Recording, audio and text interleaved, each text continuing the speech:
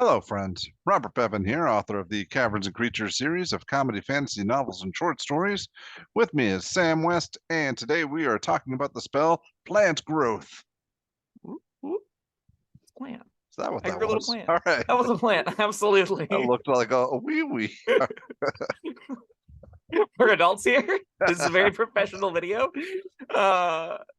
Plant growth is neat. Plant growth is a little third level Bard Druid Ranger, Nature Domain, Circle of the Land Force, Circle of Wildfire, Oath of Ancients, and Archfey spell. So like a billion people get this. If you're nature at all related, you probably have access to plant growth. It's got a casting time of special, which is nifty. It's got a range of 150 feet, variable somatic components, instantaneous. It spell does a bunch of stuff. So spell channels the vitality into plants within a specific area. There are two uses for it, granting immediate or long-term benefits. So if you spend an action casting the spell, choose a point within range.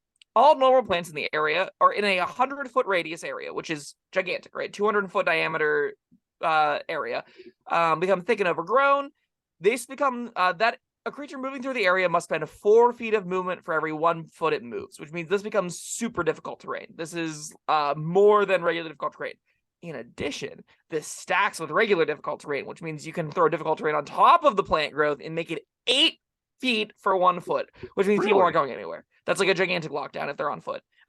Additionally, you can exclude one or more areas of any size within the 200 feet diameter. So you can be like, I want a path, and then you can make yourself a path. Or you like, let's say we're not going to be like this. Maybe you put it all around you whenever a zombie army is approaching, and you go give yourself like a 15-foot bubble to move around bit or whatever. Alternatively, outside of the super difficult terrain, you can spend 8 hours casting this to enrich the land. All plants in a half-mile radius become enriched. They yield twice as much food when harvested. This is Bob's effect. They wrote this in here for the world builders out there who are like, I want to play this game in the 20th levels to build civilizations. That's what this text is for. The real text here is you spend an action and get a 100-foot radius, 150-foot range, gigantic sphere of super difficult terrain. And the difference between super difficult terrain and difficult terrain is pretty massive. And I think this spell is actually like quite usable. Now, you said definitively that it stacks with other difficult terrain. Are you sure about that? No. No, all right. I'm assuming it does. Google is free, what are you basing that on? Because it's not called difficult terrain? Yes. I'm basing it on the fact that they didn't use the term difficult terrain in it at all. And difficult terrain is its own static thing. So difficult terrain is normally like overgrowth and other stuff like that. And it's found through in the movement speed rules, and I'll pull it up real quick because again, Google is free, it's very convenient. Difficult terrain specifically is like the travel speeds to going adventures often face dense forests, steep swamps, rubble-filled ruins, all considered difficult terrain. You move at half speed in difficult terrain, which is different than you spend 4 feet for 1. So it's saying moving 1 foot in difficult terrain costs 2. The difference here being you moving at half speed versus you spending additional movement, I would guess, and I would infer, based off there being a whole 2 lines of text to actual rules of difficult terrain, that these things do stack. Even if they don't, it's still quite good. But if they do, you can do a whole bunch of fun stuff with it. No, I agree with your argument there. I wonder if that was intended or an oversight. That's, intentionality is always difficult whenever you're looking at rules. Yeah. But there's a whole lot of this game that's just like play it rules as intended. And that's just basically saying, we didn't really know what to do with this, and we definitely didn't play it that way, but the way you're doing it sounds better than the way we're doing it. So that's definitely rules as intended. At least that's how I tend to view that kind of stuff. I mean, they are usually pretty careful about this. If they mean difficult terrain, they'll say difficult terrain. You're shaking your head. No, they're not careful about this at all. This not even a little bit. The rules are a mess.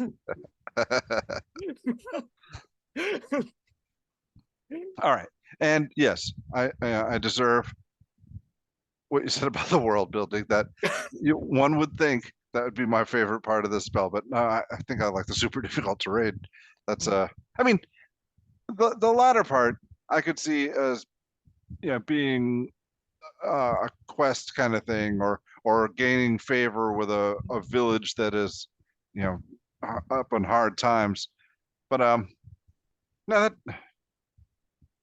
that doesn't excite me like building permanent structures and stuff. That it's cool, but yeah, is there before we talk more about super difficult terrain, which is awesome, is there anything else you want to say about that last part?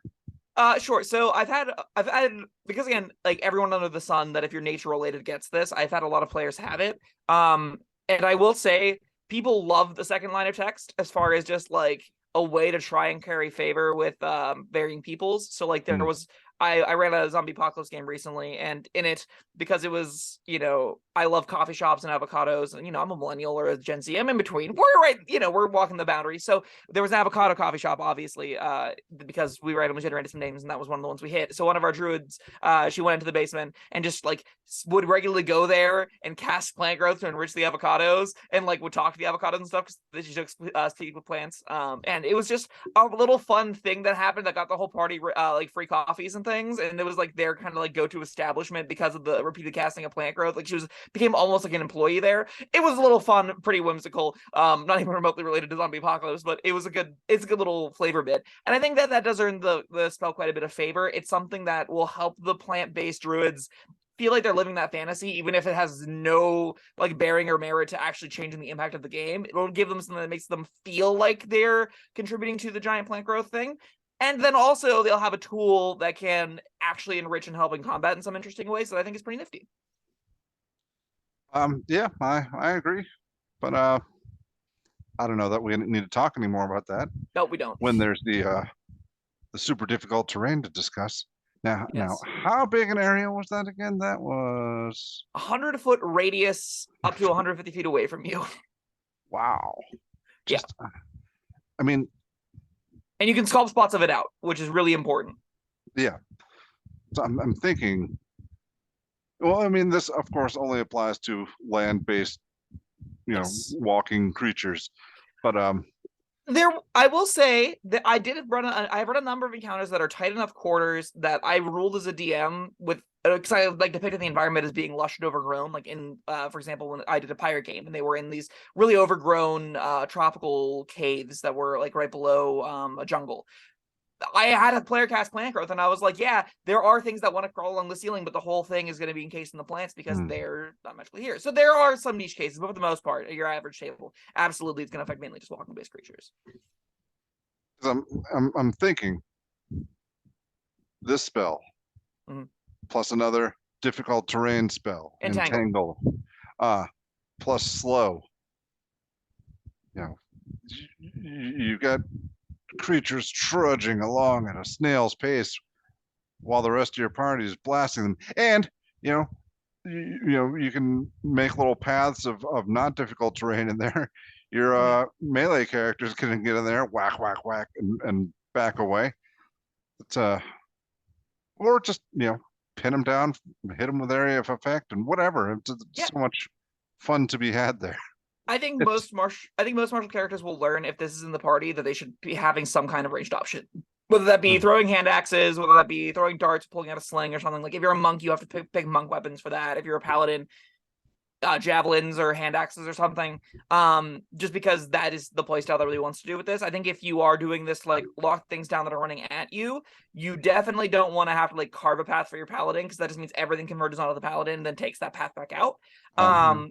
So you probably do want it as to be like specifically you utilize it as 3 free rounds of ranged weapons attacks against melee creatures, which will give this pretty clear moments where it's like, oh, this is good in this environment. This is good against specifically, the upper tier pack of wolves that are running at us. We just like, oh, we're surrounded, great. Plant growth goes down, shoot them.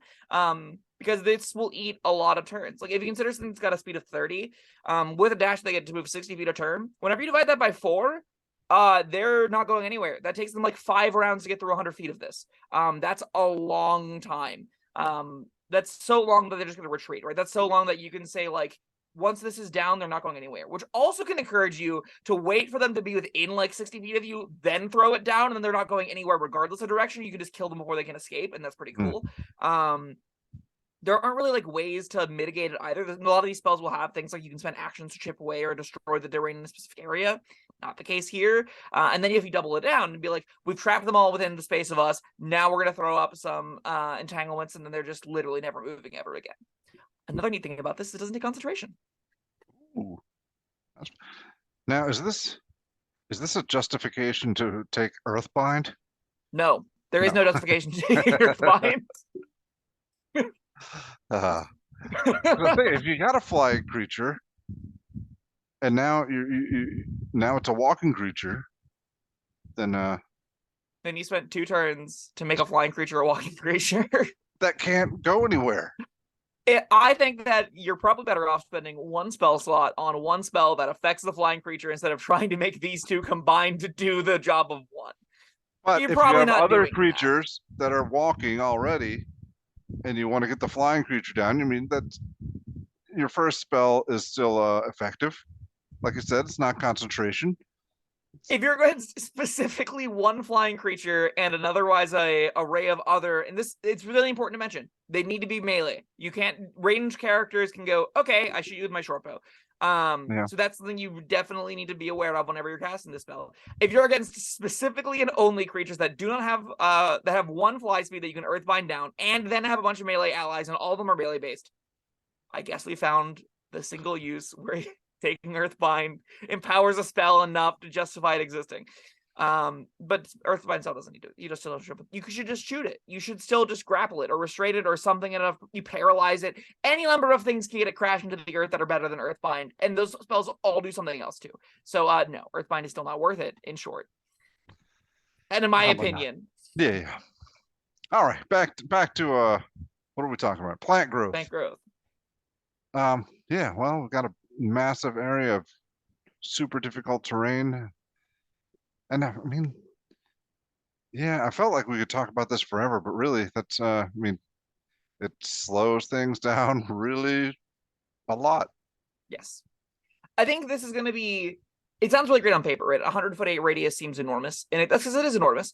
A lot of battle maps aren't going to be that big, which means there's not going to be a lot of circumstances where you're going to get the exact full and maximum value out of this. At the same time, you don't need to get the full maximum value out of this for to justify it. Like the reason difficult terrain I don't think is that great is normally because battle map scope is quite small. You're not normally getting like this much of it, and it just takes like an action to get out of, or you're trading like 1 action for 2 actions at its best case a lot of the time. This is almost always getting more actions than that, even if it's in the same area. Like even if you're talking about only 20 feet meaningfully being affected in difficult terrain, making it quadruple, or making it double the effectiveness of difficult terrain takes it an extra 2 turns, and going from 1 turn to 2 turns of extra is just a huge spike in utility. This will take anything that has to kill you on the ground and make its life miserable. There's no saves involved. There's no any other kind of nonsense that you need needs to occur to make it like good, and that's going to make this consistent even in relatively tight spaces. There is a consideration that we haven't talked about, Bob. Uh-oh. This does require there to already be plants there. Oh, yeah. Now, can it be grass? Sure, Okay. grass counts. Little weeds count. I would consider most overgrown, ruined structures to have enough plant matter and vegetation. Like I think moss counts. You have to get really you have to get very detailed and specific about your environments. But there are going to be a lot of easy battle maps. If you're on the plane of fire, no, there's no plant life there. Sorry, this just does no text. If you are, in the abyss or hell, the spell has no text. And I think that's honestly pretty good. I think that this spell can have a very powerful effect. I think there are going to be a lot of DMs that might struggle to say, I want to pit, fire giants against the players, but plant growth just means they're only ever hurling boulders, and they've run out of boulders, right? So like you can then put the players in environments like the Arctic, or even like on board a ship, that just completely mitigates plant growth's usefulness by not being an environment where there are plants. Most areas will have plants, but not all. And there'll be even some areas where you can, like, as a DM, clearly scope out this region is lifeless, plantless. This is dust, dirty rock. This is even just like large boulders can give little areas creatures can jump around from to try and mitigate the plant growth. This can actually be a really fun dynamic spell for DMs who want to create big dynamic environments, and for players who want to play in really diverse big settings with tons of stuff to interact with, tons of different sized objects, caring about your plant matter is. Now, granted, all of that is a lot to care about and a lot to track, and most DMs aren't going to do that. You really get the whole area is super difficult terrain. That's fine. I can use ranged weapons and other ways to mitigate this. It's not breaking the game by any stretch. But it's just something that if you wanted to play around with it, this could be a really fun minigame for the druids, the control bards, the people that want to really leverage I want to lock down space to play around in a way that can be really rewarding. Agreed. Yeah, that's all I got. That's fair. You got a rating for this one?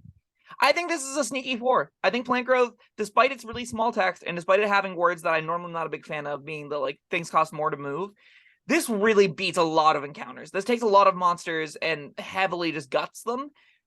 It has a very clear lever for making, like, you know, if you want to beat it, flying enemies are great against this. Areas without plants are great against this. This is a really clear and easy release valve, so it's never going to be like a huge DM can't handle this kind of thing. But there are going to be a ton of encounters. Like running this in a zombie apocalypse game specifically really showed or highlighted to me like, oh, I have to figure out other ways to engage on the players because my druid's got plant growth. And she just like, yeah, nothing's getting anything near us for the remainder of these fights just because we have the ability to just put a giant area down. So my solution was having zombies die on top of each other on top of the plant growth and then climbing over them and eating themselves in. But, you know, you have to figure out creative ways to work around it, and it can have a huge potential to make a lot of encounters difficult for your DM to run. Yeah, I'm tempted to give it a 5. It's impressed me, but nah, it's not quite 5 material. It's Here's my question, Bob. Can you rate anything a 5 if it is so easily turned off? I don't know that. I guess like your line of like your cones and lines things. I mean, I feel like that's kind of a benefit, really. That's fair. That makes this good for the game. Yes, I wholeheartedly agree with that. But in that case, that would, you know, go toward me giving it a 5. But still, it's plant growth. I do like, I'm a sucker for things that stack with other things in creative ways. So like if the regular difficult terrain stacks with this, then that gives it points for me. But that'd be cool as hell. Yeah, I would always DM it that it does. But yeah. Commenters, you want an easy comment? Let us know if we're right or wrong. Oh, Someone yeah. give me a Jeremy Crawford Twitter link to be like, yeah, no, this is him saying that doesn't work. That'd be great. All right, I'll agree with your 4. Nice. That was plant growth. Thank you, Sam, and thank you everyone for joining us. Looking forward to your comments, and we will see you next time. Bye-bye. Thank you for watching. If you found this helpful, informative, or entertaining, I'd really appreciate it if you hit the like button below. You needn't smash it, a gentle tap will suffice. If you want to see more videos like this, subscribe to the channel. And make sure you check out the links in the description where you'll find my Caverns and Creatures series of comedy fantasy novels, Sam's full review of the spell, and other fun things.